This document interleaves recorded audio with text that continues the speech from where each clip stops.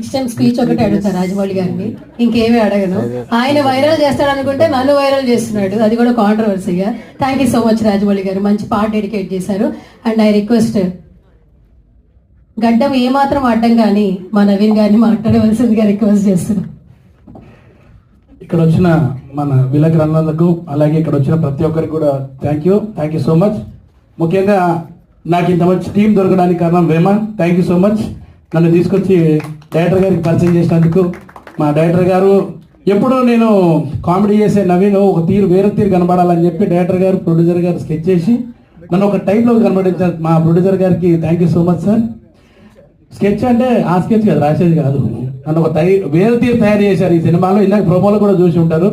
అంటే ఇందులో డైలాగ్స్ ఉన్నాయి కానీ తెలుగులో లేవు. ఇది మిస్టరీ, ఎందుకు లేవు అనేది అది ఒక మిస్టరీ.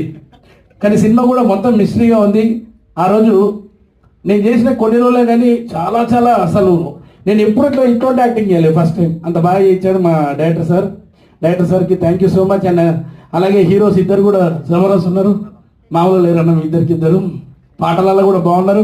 ముఖ్యంగా పాటలు మా రాజా అన్న ఇచ్చిన లిరిక్స్ కానీ పాటలు కానీ అద్భుతం. ఇంతకుముందు అన్నయ్య చేసిన 3 సినిమాలు నేను చేసిన, అందులో కూడా బాగుంటాయి. ఈ సినిమా పాటలు అయితే నాకు నిజంగా సార్ మీరు గుర్తు చేశారు, ఇందాక ఇళయరాజా గారు అన్నారు అలాంటి పాటలు. ఆయన అట్లే గీతాంజలి సినిమా గుర్తొచ్చింది సార్ నాకు ఆ పాట, సెకండ్ సాంగ్.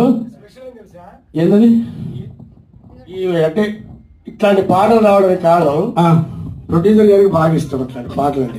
నిజంగా సార్ మంచి చాయిస్ సార్. డైరెక్టర్ గారు కూడా వీళ్ళిద్దరు టేస్ట్ సూపర్. నేను ఎందుకంటే ఎస్పెషల్ అనుభవించా. మేము సెట్ లో ఉన్న